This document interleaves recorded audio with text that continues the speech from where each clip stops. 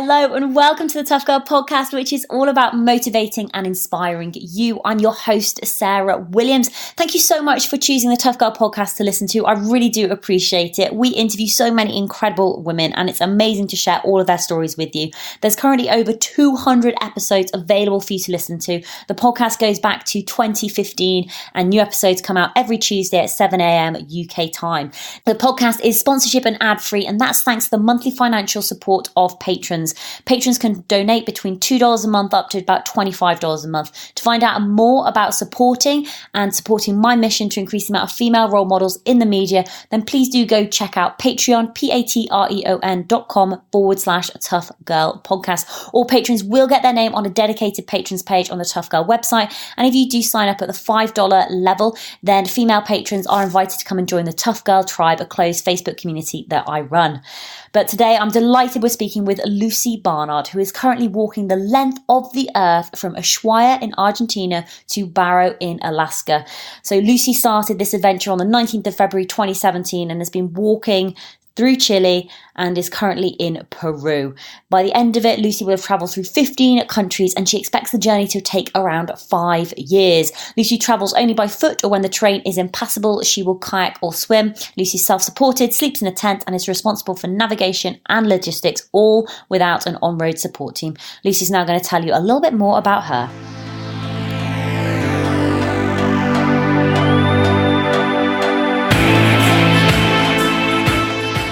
Had a fairly traditional upbringing. You know, I went to university after school and I became a scientist, and coupled that with a communications degree. So I really started out as somebody who worked a lot and never really took much of a vacation.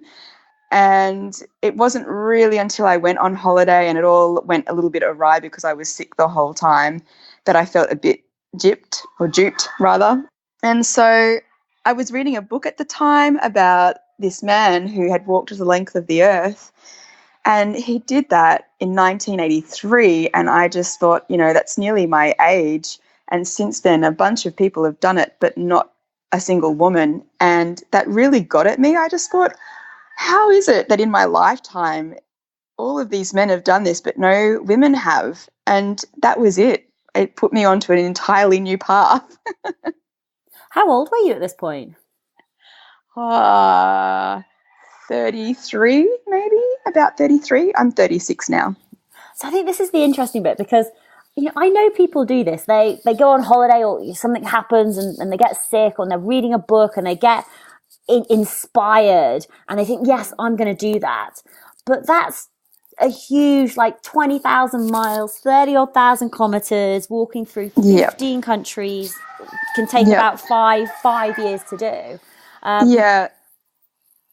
mean, what you should know about me is that I'm really into projects. So I've always taken something that is probably too much for me to take on, really, and then stuck with it. So for an example, a couple of years ago, before I started the walk, I decided that I wanted to see if I could be as artistic as the rest of my family. And also I have this interesting neurological condition called prosopagnosia, which is where I'm not able to recognize faces. So I committed to drawing one portrait every day for a year. And a part of that was to see if that would help me recognize faces, and of course it didn't. But for a whole year I would stay up right through the night drawing these pictures as a part of a project. That's really fascinating. I've heard about that neurological condition before. I mean, when did you find out about that? Oh, I was in university, so I studied a neuroscience degree, and Australia's lead researcher gave us a lecture specifically about it. It's more commonly known as face blindness. And as she was describing the symptoms and the way that people cope with it without really even knowing that they've got the condition, I started to see the similarities in my own behaviour, and then I started to wonder, possibly this is something that I've got. So I went and chatted to her after the lecture and took the test with her, and lo and behold, I'm really, really bad at recognizing faces. So how were you coping then? Was it just like you were doing it on like sense of smell or what people were wearing, or just waiting It's really interesting. I think the biggest thing is avoidance. So, I will always be the first person to arrive at an event, at a meeting, and I'll make sure that the person has to recognize me or address me first. But I'm also really good at recognizing people by their hair and by their posture and by the way they walk. So normally, you would be quicker to recognize someone if we were just looking at their face. But if they're facing away from us, I would probably pick them first. That's really fascinating. Yeah, but it takes a little while. I need to know them for a good couple of weeks before I can pick up those key signifiers. Yeah. So you like taking on projects. You decide to be artistic, and you spent a whole year drawing faces. We're just going to have to mention the what is it in the background? Is it cockerels? No, what's the noise? Roosters. Maybe the sun's just coming up. I mean, it's 6 a.m. here, and it's really common for people to have their own chickens in their backyard because food here is, it's a different economic environment. And so, yeah, it's not uncommon. And I'm staying in a hostel, and they have a lot of chickens. Okay, so let's tell everyone. So you're staying in a hostel with lots of chickens, which we can hear, which is amazing. I'm not in a barn. Definitely, I have a bed. Where are you at the moment? Oh, I'm in a little town called Ocoña, which is approximately 457 kilometers north of the border from Chile. I love that. It makes me laugh. Okay, so let's just go back. So you like doing projects. You went down a scientific route, communications degree. 33, you got inspired. You want to take on this challenge. But it's that question of like, how did you turn this dream? How did you turn this idea into an actual reality? Like, how long did you give yourself, or what was the journey of getting to the start line? Oh, okay. Well, I came back with the idea from this holiday. And, I guess a little part of me had wanted to have a bigger holiday, but I'd had to come back to Australia because I got a massive tax bill that I had to pay, which cleaned me out for my savings. And I'd secretly planned that I just wouldn't go back, and I'd quit my job while I was overseas and then continue traveling through South America. So disgruntled, I went back to work, and I mentioned to a colleague, she asked me how my holiday was and if I wanted to go again and had I picked another place or destination. And I said to her, you know what? I want to try and become the first woman to walk the length of the earth. And she just looked at me and she said, that's fantastic. You have to do it. And so we started making these little codes of my savings account and slowly getting the money to be able to afford to be away for so long. And then from there, I just found myself getting more and more committed. So I started focusing on training so that I'd be able to carry a heavy backpack and making sure my knees and my back would be able to cope with that over such a long period of time. And then I started poring over maps and trying to figure out a general route. And then it became obvious that I was going to have to somehow find a way to cross the Strait of Magellan, which is this water crossing right at the beginning in a very, very cold region called Tierra del Fuago. And I had a 250-kilometer kayak passage in really treacherous waters. So what ended up happening is I really focused in on those logistics and then decided that that would be enough to get me to the first city. And from there, if I was happy with what I was doing and I wanted to continue, I could continue and deal with logistics as I faced them, or I could catch a plane home. How awesome is your work colleague? Because that was not the response that I was expecting. Because normally when you tell people I want to be the first woman to walk the full length of the earth, it would be like, oh my God, are you crazy? Why would you want to do something like that? And I've really learnt that when you confide in somebody a dream or some sort of a hope, you're putting yourself in a position of vulnerability. So you really need to choose who you talk to carefully, because no matter what you want to do, there's always going to be somebody who's going to say that's stupid, don't do it. and you're going to find someone who's going to be right behind you, and everyone has bad days. So you've got to pick your people and you've got to pick your time. Absolutely. What was your family's response when you said, hey, that's what I'm going to be doing? I think at first they thought it was a phase, which really surprised me because I don't really go into phases. I go into obsessions. And I really thought, I think that they were hoping that it would just go away. But as they saw I was planning and getting more and more serious, they were really behind me. And my family are quite adventurous. So to them, this isn't something that's all that left of field. What was your biggest concern before you started the walk? Not being able to speak Spanish. That's probably the biggest concern that I had. And being lonely and going hungry. So how did you deal with those fears before you headed out there? I didn't. I mean, there's only so much Spanish that I could learn while preparing and while working in a full-time job. So I really didn't have much Spanish before I left, but I found some tapes from a friend and put them onto my phone and still use those today to learn. And I'm still learning, because I never see anybody really while I'm walking. And that's a journey that I'm still on. And then with the hunger, I starved. I got really hungry. And in the first couple of weeks, I lost a whole week of food supplies down a river.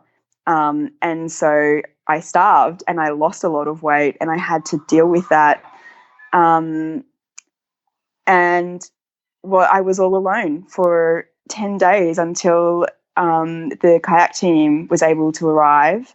And fortunately, where I was meeting them, there was a little farm. So I met someone who spoke English, and he was a real saving grace because we could have conversations. He could pick me up and lift up my spirits after I'd run out of food, and he was able to give me some food that they had. And then I was able to meet him and his family in the first town that I got to. So it turned the first couple of weeks into something that probably would have sent me home pretty quickly into being able to recover and continue on the journey. Oof, that's a lot. There's a lot going on there. It's awesome. Yeah, I mean, ultimately, I find that unless you're willing to fail and know that you are putting yourself in a position of vulnerability, and unless you're going to accept that, you're not going to cope as well. And so the entire time that I've been on this journey, I've always said to myself, if I get that far, and I haven't planned too far ahead because I want to be able to give myself that grace that things are going to go wrong, that there's just no way to avoid it. And by doing that, I feel that I'm more resilient. One of the things that I'm making a real effort with this year is talking about the money and the financial side of things. Because yes, because my favorite topic. Yeah, well, I think it's really fascinating because things like it does cost money to do this, and obviously planning to be away for 5 years and I don't know, so I'd love to know whether you've got a passive income coming in, if you've got regular income coming in, if you've got a house back at home that you're renting out, so you're getting source of income back. Nope. Love it. Talk to us about the money. You were working a full-time job. Was it saving? Was it selling things? What did you do, and how much did you need to save? Did you have a cushion or a comfort zone cushion? Okay. You know what I mean? Yeah. Well, I changed jobs. So I took 2 years to prepare for this expedition and changed jobs halfway through. And that involved a pay rise, which was helpful. So I can be really frugal, and essentially that is what I did. So what I mean by that is I saved probably 3/4 of what I earned over that period by having a $2 a week budget for treats and only buying food that was essential when I was at the supermarket. And if I had excess, I would trade it with friends for food that they had that I wanted that I wouldn't normally buy. And my friends were really supportive in that. So I would never buy a coffee out. I wouldn't go out for dinner. If I wanted to catch up with friends, I would invite them over for dinner. And, in Australia, I don't know if it's the same where you are, but it's really if you're invited over for dinner, you bring a plate of snacks or something for before the meal. It's just a common courtesy. And so with 5 friends that I would invite over each week, they would bring dips and all sorts of things like that. And then I would provide the main meal and dessert. And then the leftovers would be enough for me to eat through the week. And then I'd do it all again the next week. So I was still spending the same amount in groceries, but I was able to make it go further by doing that. Did you have a car or public transport? Or were you walking or cycling to work? Like, how else did you like sort of economize and be frugal? Yeah, I mean, I used to have a whole list of all the things that I used to do, and I can't really remember. I did have a car. I didn't have to pay for parking, and I had a bike, which I used as well. And that was enough to really put me into a position where I thought I would be able to get through for 3 years.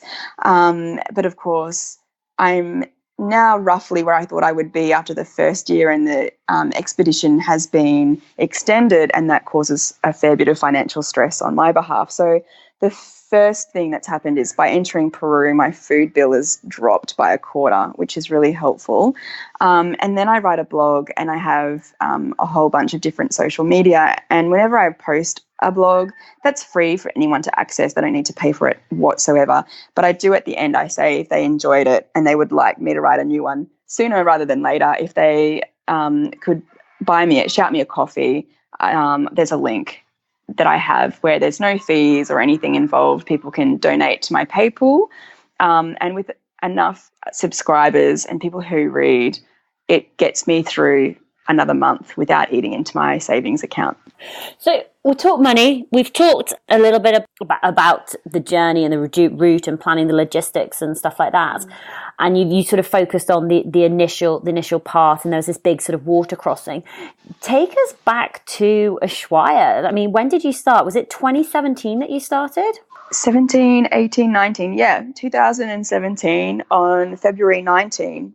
And you know, the whole beginning was just one miracle after another. So I arrived in Ushuaia. I found some couch surfing with a friend he's now a friend called Ruben. And I told him what I was doing. He was really excited, really helpful, gave me all the advice that he could possibly give me. And when I just, in my head, I knew I'd seen that there were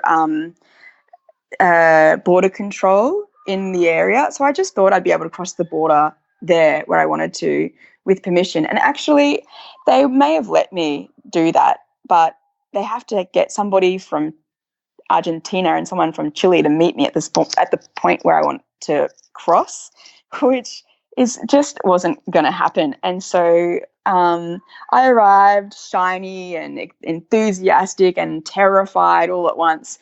And then I was faced with this. I haven't even walked my first day and I can't cross the border. And so Ruben said, I haven't taken a day off in a really long time. Why don't I drive you around to your reprogression point? So I walked to the border, walked back, and then got in the car with Ruben, and we went through the border officially, and he drove me as close as he could into a national park called Yandagaya. And I thought, this is so good because there's a new road and I'll just be able to walk one day in back to the border and then walk back again. But when we got there, the new road is actually under construction and they're in constant flow of setting off these explosives and breaking up the land to be able to make this road in the first place. So we arrived to what can only be described as a construction site, but not so localized. And throughout the evenings, I could just hear these explosions going off in the mountains. So it became a bit of a risk that I had to manage. And the road wasn't constructed. So actually I had 5 days of walking to get to the border. So I had 3 weeks of food, 3 different food bags. I had 2 to get me to the reprogression point or back to the border. And then I would eat one on the way and one on the way back. And one of those are the ones that I lost. And then I had another one to get me to where I was going to meet the safety team to kayak 250 kilometers across onto the mainland. So the beginning and arriving in Ushuaia went very quickly from fear and excitement to a control center of logistics. I mean, how do you even handle that when you're out there, sort of in those situations? Well, you can either really let it rattle you, or you just go into list mode, work out what your options are and your contingencies are, and follow accordingly. And that's generally what I do. But I also have a safety beacon that I carry with me, and I'm able to send page-like messages to a safety advising team who can then tell me, okay, you just need to be on the other side of the valley. So long as you're 100 meters away from the explosions, don't worry about it, that sort of stuff. And being able to have that form of reassurance is a whole new game. If I didn't have the beacon, my own personal security and risk of would really rattle me. How do you handle that, like your own personal safety when you're out there?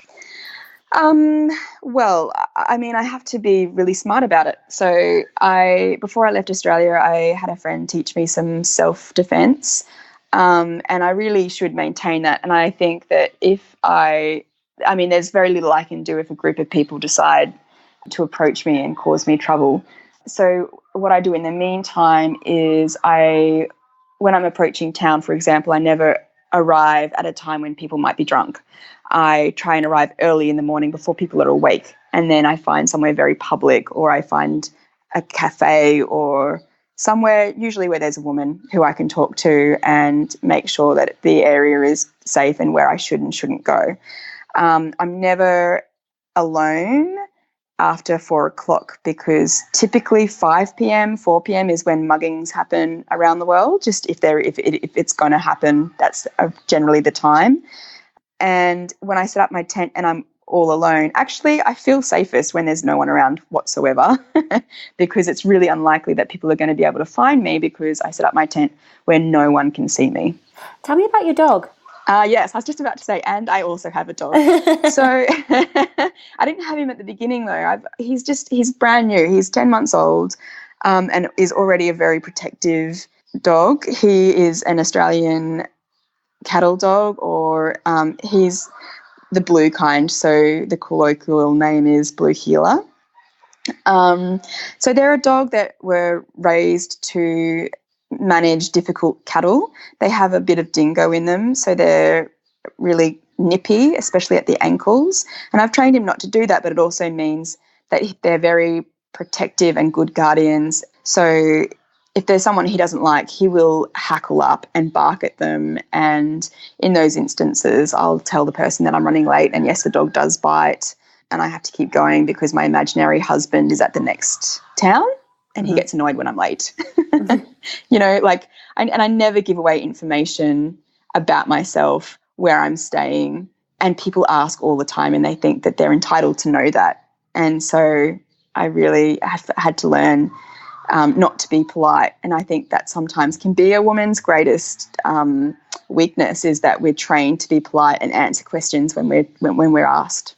Yeah. Oh, that's so powerful, because sometimes you just have to be rude, but it's that almost like that difficult balance. I mean, I do find it when I'm traveling, I find it because I feel as though I'm constantly on.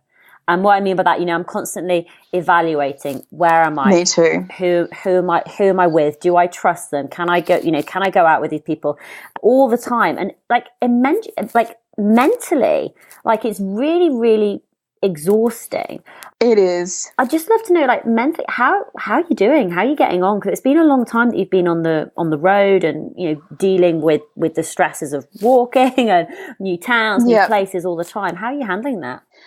It's really interesting. I think the key here is that I have different types of stresses. So yes, when I'm in town for a few days, I really look forward to walking again, not just because of the change of stresses, but because my legs start to hurt. And so I leave town, and then I can relax because I'm on the road. I can control more or less when I stop. And, I'm in an area right now, I'm in the desert. So, no one's getting out of their cars unless they absolutely have to. So I am near the road, but I can always get off the road and find somewhere discreet where no one can see me. And then I get really tired of, do I have enough food? Do I have enough water? Where am I going to camp tonight? Have I walked 30 kilometres, or have I walked far enough to get into the next town before I run out of all of those things? And just making sure that I wake up at the right time. And at the moment, I'm on night shift, really, because it gets too hot by 10 a.m. By 10 a.m., Wombat isn't willing to walk anymore because it's too hot for him. And I can walk all the way through the day, but I really need to make sure that I take care of his needs too. So we start walking at midnight and we walk through to 10 a.m. and then we take a rest and I set up our tent and we can just chill for the rest of the day.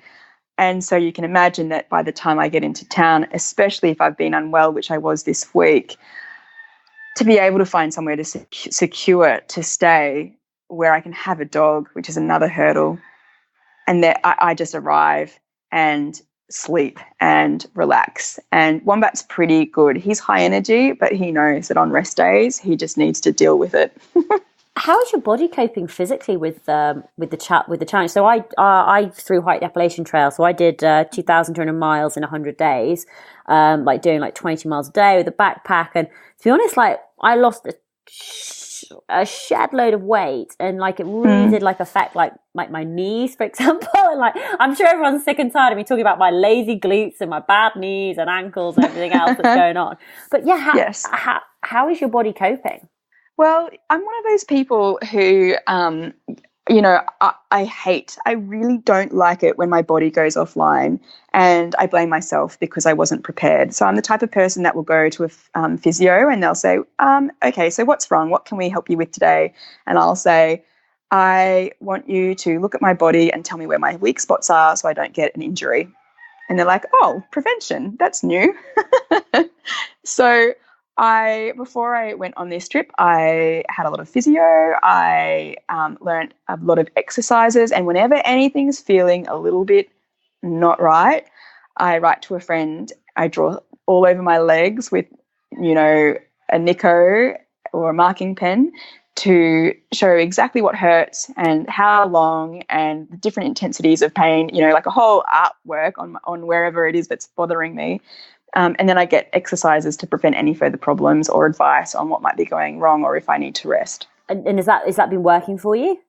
Yeah, it really has been, especially because I have had problems with my knees in the past, and I've got lazy glutes too. So now, and I've got different issues as well now that I'm doing a different type of strain or endurance sport. So first and foremost, I have exercises that I do every day to really keep my glutes in check.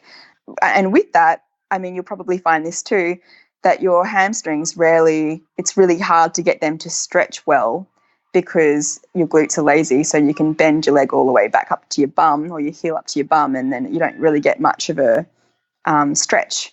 But now, because I've been doing this for so long, my calves are a lot bigger, and so I am able to stretch my hamstrings out a lot more. So I've had to learn how my body's changed and what I need to do to make sure that I'm taking care of my body.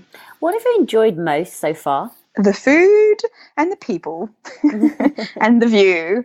Like I've seen things that I just never thought I would see in my life. I've seen endangered species and had the opportunity to kayak along dolphins and go into these beautiful snow-capped mountains and trudge my way through snow and enjoy it. In the middle of a snowfield, there'll be a little teeny tiny house, and I'll go and ask for permission to camp somewhere nearby, but not want to harass them and please don't shoot me, and half hope that it's an abandoned house. And often I'd meet people in the middle of nowhere and then get to hear their story and share their food with them or share what I have, because often in these homes that are really remote, they don't have little novel things like chocolate, for example. So I'll be able to say, here, have a block of chocolate, which just makes their week for them. Everyone's so happy, and sharing in those experiences have been really wonderful too. And of course, learning about new food and in the different countries. I mean, I get to town and I'm just like, what can I try that's new? Have you left at all, or have you just been on this continuous journey? So you haven't like sort of flown home for Christmas or anything like that? No, so I've stayed relatively on trail. I did jump up ahead to Ecuador for Christmas to see my mum and my sister for the first time in 2 years, and came back. But really, I feel like I can't leave the continent because in my head, well, one, I worry that if I go home, I won't come back. And also, I don't feel like it's a continuous walk if I leave the continent, even though I'm walking from point to point, and for sure it really wouldn't matter. I'm going to ask you a really boring question, but I'm really interested. How did you manage with visas? Because I'm just thinking like how long it would take you to walk through Chile, and like could you get a visa that long? Well, I have a spreadsheet that helps me manage visas, although I did fail at one small logistic recently, which I'll go into. Chile and Argentina, you're allowed to visit as a tourist for 3 months, and then you need to leave the country and then you can come back again.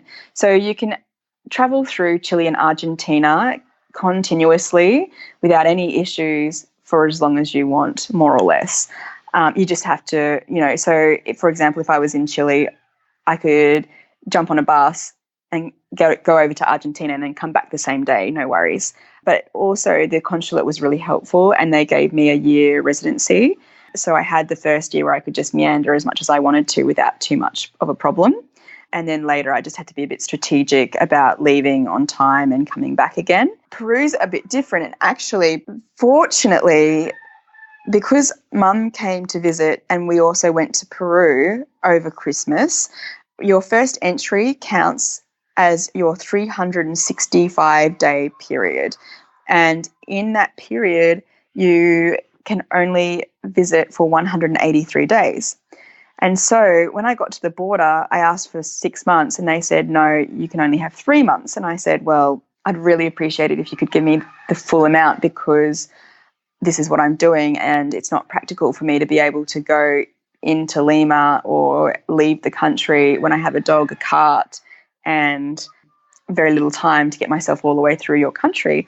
And eventually the lady who was helping me understood what I was doing, and she gave me the full amount, which you're allowed to have. So that was really good.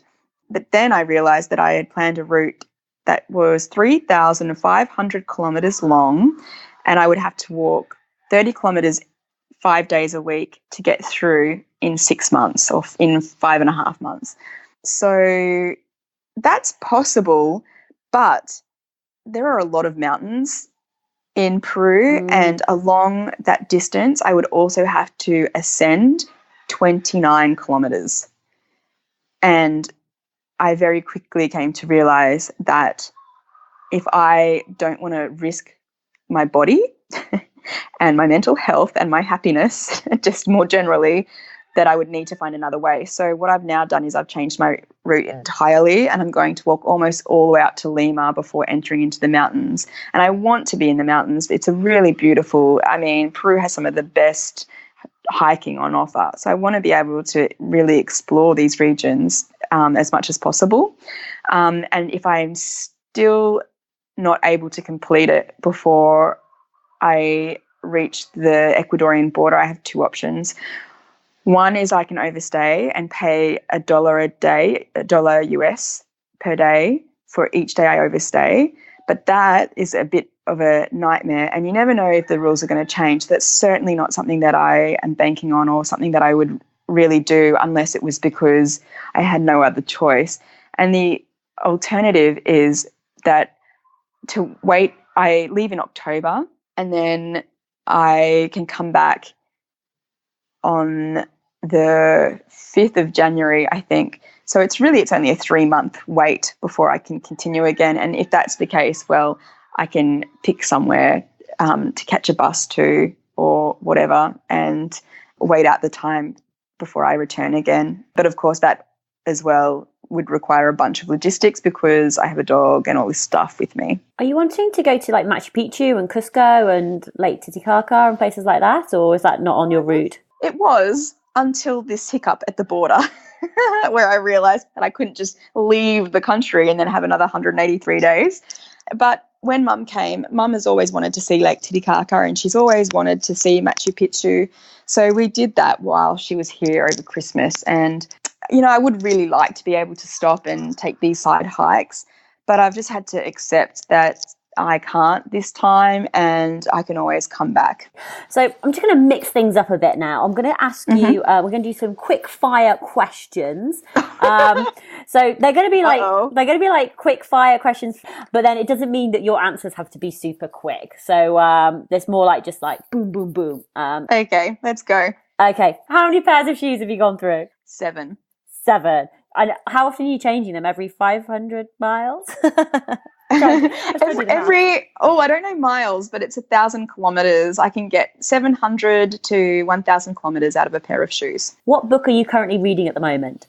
The Wicked King by Holly Black. Oh, it's a bit embarrassing. It's a book that's for young teens, but when you're walking and you're in pain, it's very helpful.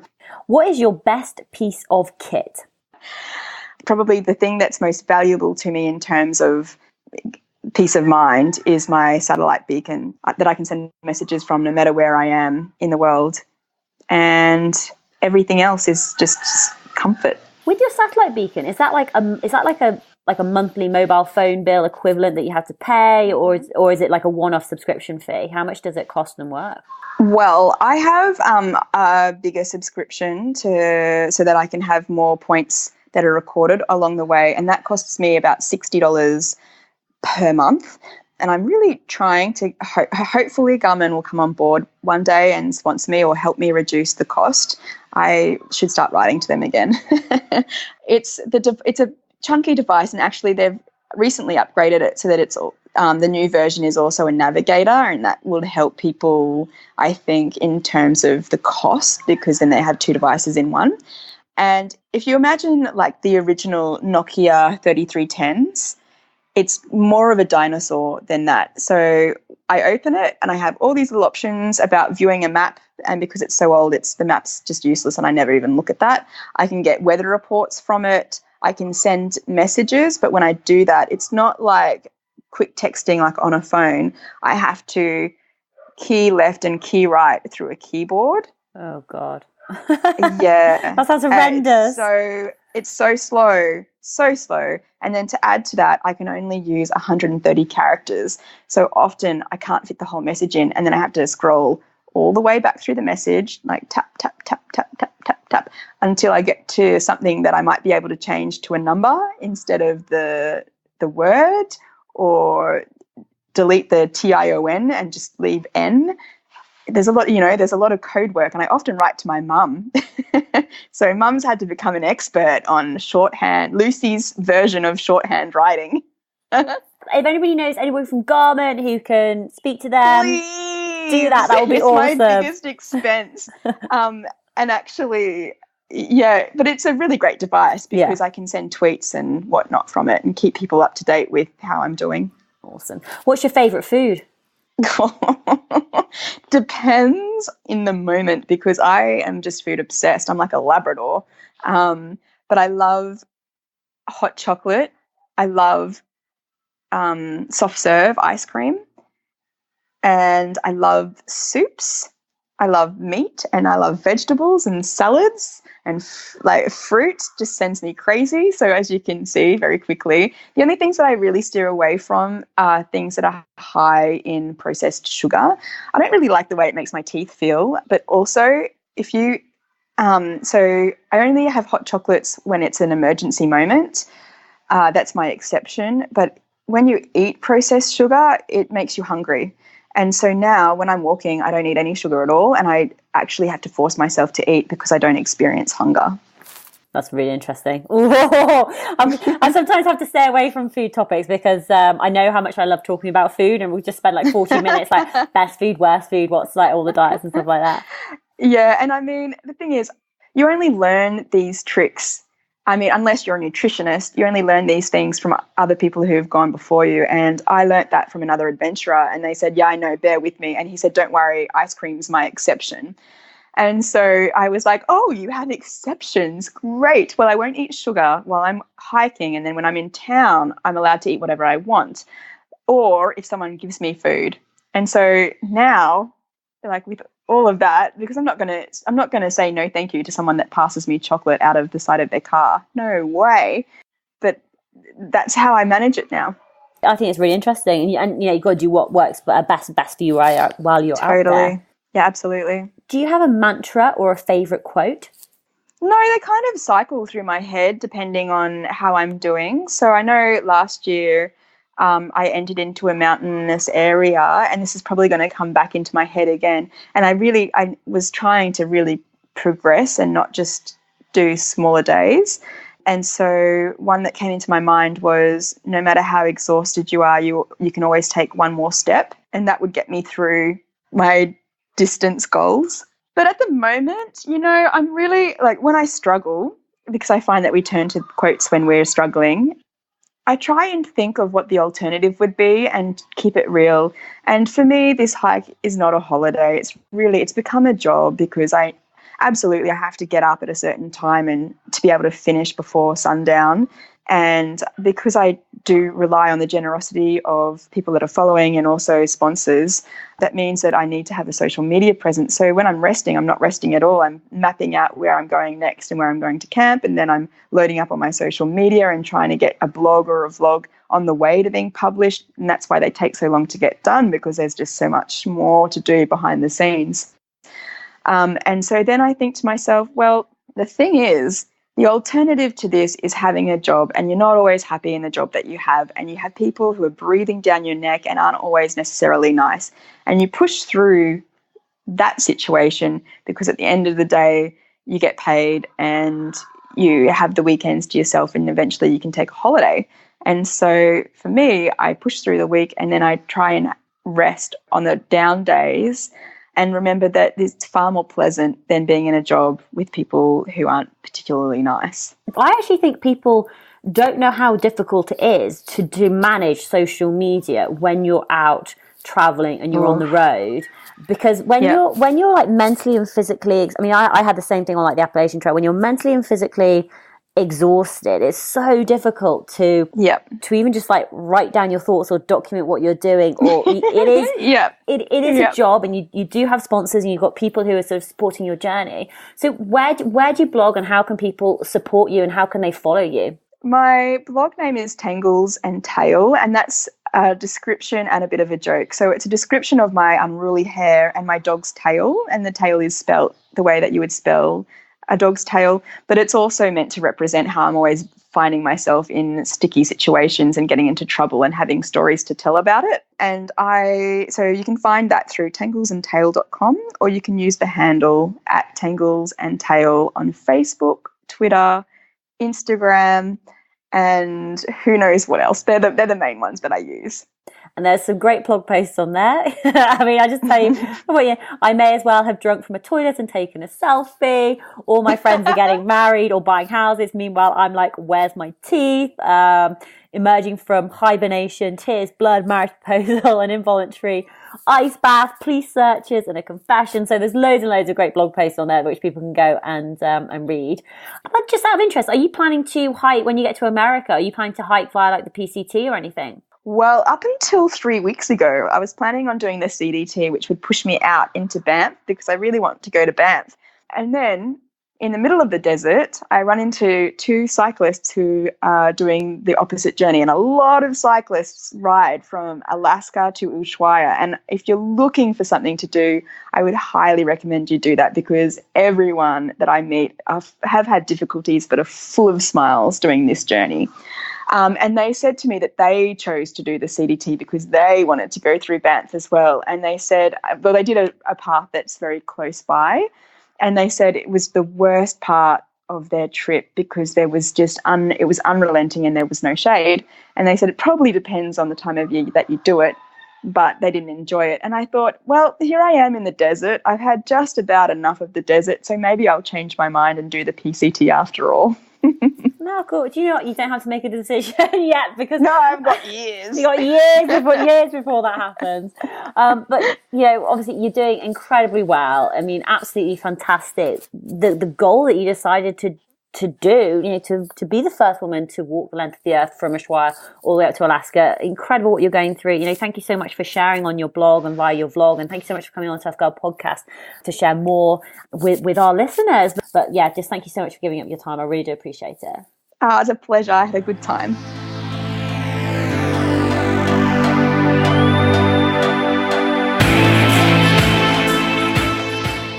Hey tribe, I hope you enjoyed that episode with Lucy. I cannot get over the size of this challenge, especially when you go and look at a map and if you go and look at her tracker and you can see how far she has walked. It's absolutely incredible. And I suppose a couple of things that really stand out for me is not only the size of the challenge, but also the fact that she's aiming to be the first woman to do this challenge, but also the patience that needs to be involved with something like this. Because 5 years is a long time, and so many people aren't willing to put in that commitment and that effort every single day to reach their goals. But Lucy is doing it, and I find that an absolute inspiration.